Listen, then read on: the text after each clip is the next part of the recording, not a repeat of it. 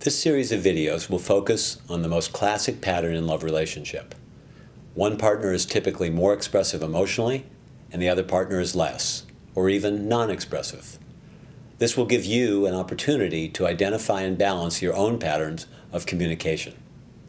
In part 1, we begin with a short session with Jody, where I provocatively mirror her deepest unexpressed emotions and those of her boyfriend. The couple then views the video together. The 5 sections that follow are a learning ground in how to develop balance. As a note, Jody and Justin are both psychotherapists, quite developed in their love relationship and communication practices, and are clearly modeling steps towards healing imbalances in emotional expression. The references to mom in these sessions are an exaggerated caricature of who the mother really is, and is a device used to support feeling aggression when otherwise it is much more difficult. They have been in a committed relationship for several years, and Jody has a deep desire to be married. Justin loves her, but isn't quite ready. She's feeling anger and also regret about her indirect but regular inferences to marriage. In this video, she is successfully containing these feelings in an effort to balance her pattern. He's angered by not being allowed his own timing, but unable to express these feelings directly. The following sessions will give you a chance to see who you identify with, your own patterns, and help develop communication skills and greater balance in your relationship. So, I will give you a heads up, and I will take you up on your invitation, and I'll further encourage you to express, okay, how about half that, or if it's too intense. Okay, so you don't have to stick to it. I'm going to start there, and then we can adjust. So my comment to you was, who in the hell do you think you are to think that the timing's about you?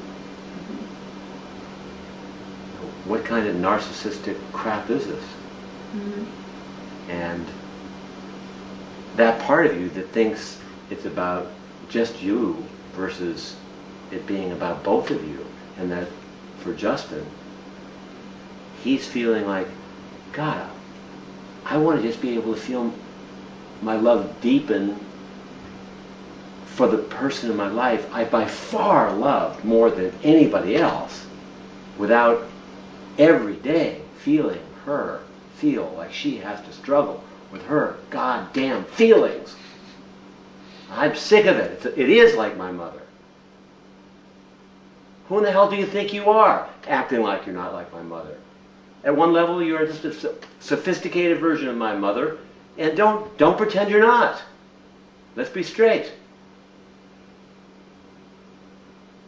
You know, so underneath, underground, everything, you can't relax because you want what you want. You want me to move ahead and forward in time and in sync with you. And if Justin was freer with my aggression, I'd be saying, screw you. Screw your timing. Look at your contradictions. You say you're working really hard with yourself. How many times a week? 2 times a week? 3 times a week? Not enough for me to even have a week at a time where I can drop into myself and feel myself alone without having to reflect back on your feelings? So I'm mirroring his reality. And if he was simple and he was straight, that's what he'd be saying to you.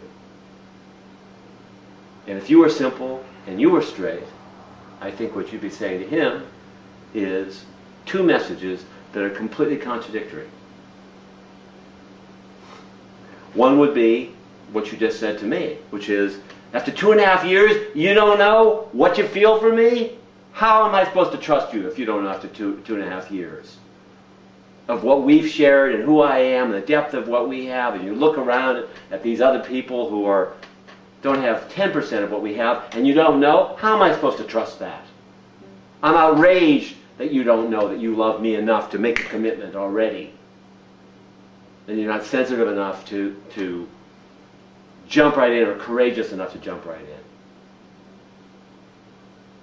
And that would be one level of what you say to them. And I want you to take it right now. And I want to dish out more. And I'm pissed at you. I hate that you're not courageous enough to do that. And you completely air that out. As much as you want. Keep going. Keep going. And going and going and going and going. And don't stop until you have nothing left to say. And then the exact opposite words would come in. And it would be, I don't have a right. I not only don't have a right, I'm not going to give you a chance to feel where you are. And you're right, I am reflecting back on my feelings before giving you a chance to feel yourself. And I'm so sorry. I'm so sorry I don't have the self-control. I'm so sorry that I'm so feeling sensitive and I'm not able to feel an essential peace. And I'm not able to feel a calm. And I'm not able to feel a primary trust to where I can just give you space for 3 months or 6 months to be uninterrupted, just to feel yourself. Because then we could really know if it's your neurosis if I gave you enough time. And I'm so sorry for both of us. I'm so sorry. I feel such sorrow for me and for you that I can't give you that space. And I'm praying that I can. And in a sense, you say you want my strength. I'm going to give you the heads up right now. Get it together not to leak. Get it together. Trying hard isn't good enough.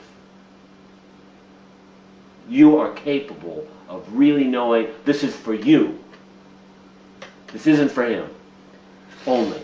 This is at least as much for you. And if it's not, it needs to be.